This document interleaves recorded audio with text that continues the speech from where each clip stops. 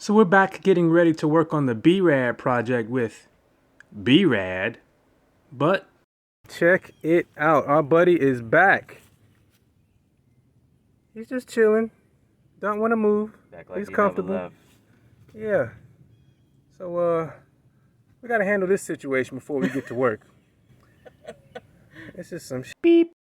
Around my way, you can refer to this animal as a possum and everybody will know what you're talking about. But if you're somewhere else, like Australia, and say possum, they're referring to a different animal. What we have is technically an opossum, but you can leave the O off, and most people will know what you're talking about. But whatever you want to call it, it didn't want to leave. It hunkered down in this car. The first thing we tried to get it out was to just poke at it with a stick. Get out. Get out of there. Get out of there. Look how big he is, dude. Where you at? Where you at? He's still under there. He was under there the whole time we were working last time? Yep. And then we tried water. Come on, underneath.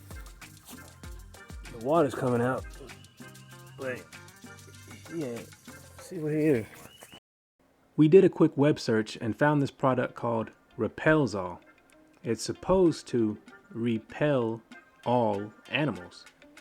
Since the possum was an animal, we decided to give it a shot. It definitely agitated it, but it still didn't leave the engine bay.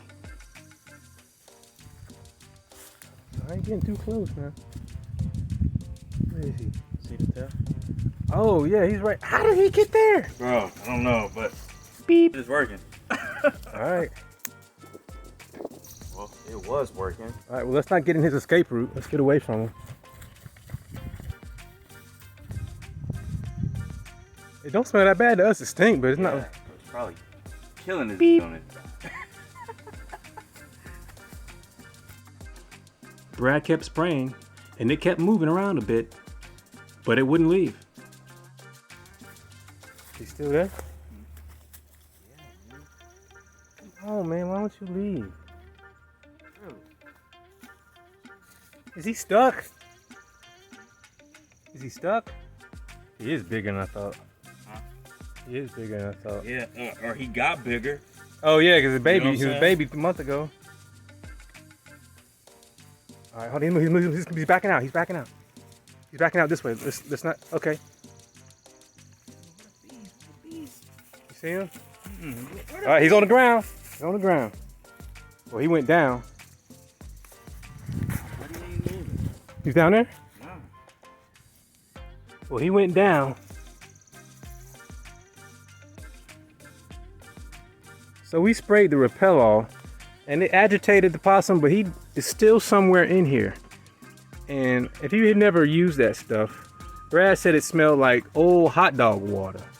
And that is an excellent description. But all's not lost. He did tear down the sound deadening or cover, whatever you call the stuff underneath the hood, because that's where the possum was living. It had made itself a little pouch in there. Since it wouldn't leave and it wasn't in the way, we decided, at least for the time being, that we could coexist peacefully. All right, it stinks over here, but we're going to take off the timing cover. It's held on with the bolts there.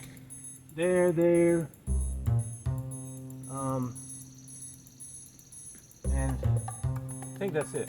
Dad said he'll be here in a few minutes. Okay. They may have to put the BB gun to his ass.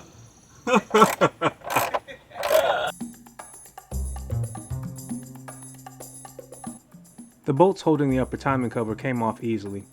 We did remove the upper radiator hose to give us more clearance to work and to give us enough room to remove the upper timing cover.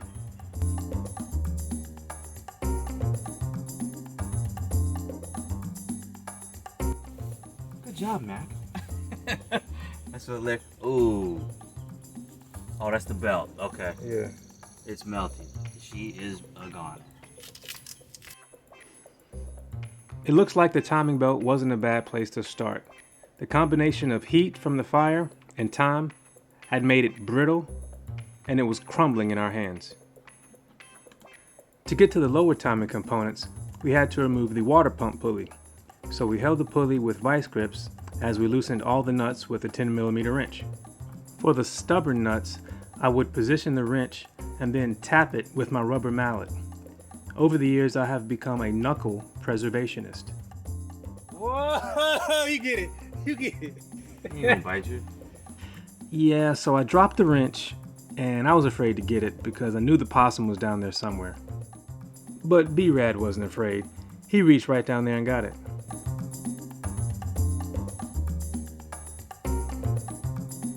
We finished removing the water pump pulley, and then it was time to move down to the crankshaft pulley.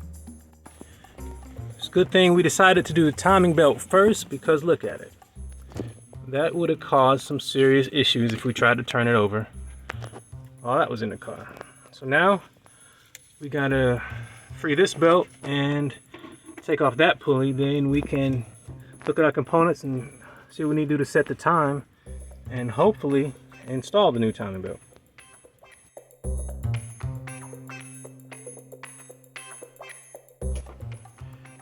We removed the crankshaft pulley the same way we removed the water pump pulley, but we didn't have to. The crankshaft pulley and the harmonic balancer are held together with 6 little bolts, so all we had to do was remove the bolt holding the harmonic balancer to the crankshaft. To do that, Brad got in the car and put it in gear to provide some resistance, and I attached a jack handle to the end of my ratchet to give me a little bit more leverage, and I was able to get the bolt off pretty easily.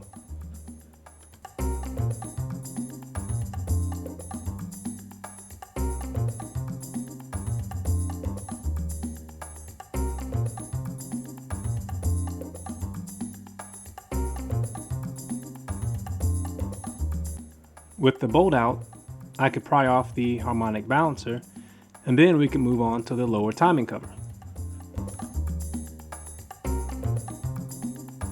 It was held on with the same type of fasteners as the upper timing cover.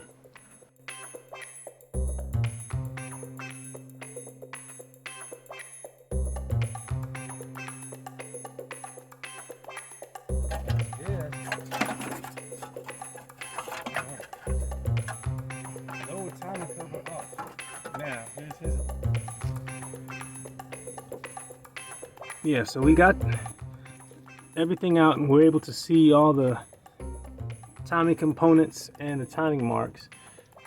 So now we're going to take off this tensioner pulley and then give everything a good clean because we're going to try and leave as little debris to get caught up in the timing belt as possible.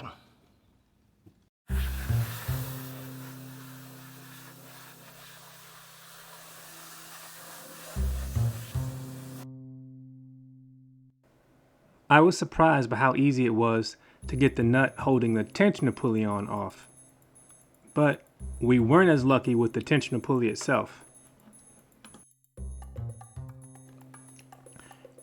In an ideal world, we would have just been able to pull it off. When that didn't work, we tried to pry it off using a pry bar. When that didn't work, we tried to bang on it a few times with a hammer to see if it would free itself. But it didn't. So we're here working on the timing components.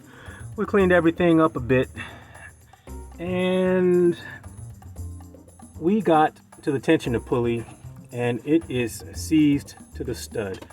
We tried a couple of things. We don't want to get too aggressive because we want to preserve that stud if at all possible. So we're going to let it soak for a while and with some penetrating oil and come back and try it another day. But got all the timing components off. We can see the timing marks clearly and we're going to set time and hopefully get the timing belt on next time. As we get into this car, the parts list just keeps growing. But for a car that sat this long, that's to be expected. On a side note, 3 of the 4 tires do hold air. They're not good enough to drive on, they're much too old. But this will help us if we ever decide to transport it and work on a better surface.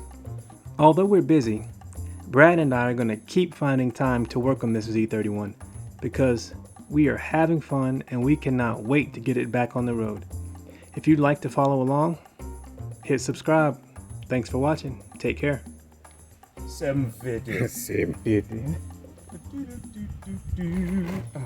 45, 47. Oh, so I'm going with Dwight. Right around your lip.